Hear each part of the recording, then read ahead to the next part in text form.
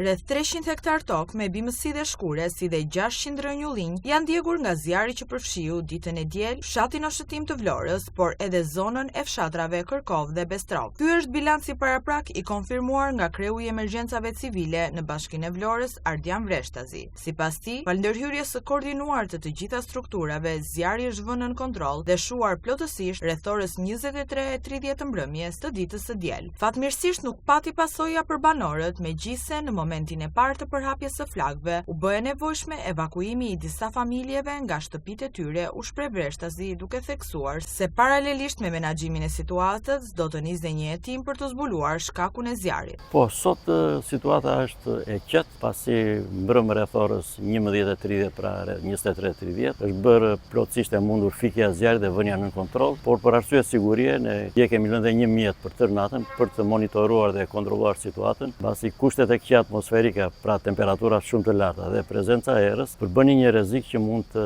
rifillonin prapë vatrat e zjarrit. Kështu që sot situata është e qetë, në kontroll dhe nuk kemi më problem për moment. Për sa i përket në një shikim paraprak dhe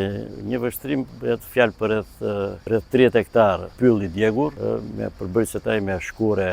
fier dhe pemë të tjera të egra, ndërsa janë rreth 600 rënjullinj të djegur për momentin. Po zakonisht vlerësimi i dëmeve, sidomos në këto pemët frutore, vetëm mbasi një viti, mbasi shikohet dhe nëse janë djegur plotësisht apo ato rifillojnë të jetojnë, po them. Jo, nuk ka patur, dje kushtet shumë të këqija, sikur ju e keni pasqyruar, rrezikoheshin disa shtëpi si në Shtim, ashtu dhe në pjesën e Kërkovës, por prezenca e mjeteve zjarfikse, të cilat të gjithë mjetet e Vlorës, të mbështetura dhe nga mjetet zjarfikse të ardhura nga Fieri, nga Imara, nga Berati, si dhe forcat e ushtrisë të ardhura nga Elbasani, bën të mundur që mos të rrezikoheshin shtëpitë, banesat, si dhe gjë gjallë në stanet që kishim aty afër. Nuk mund të themi për momentin, pasi janë organet ligjzbatuese dhe kompetente, të cilat merren posaçërisht tani me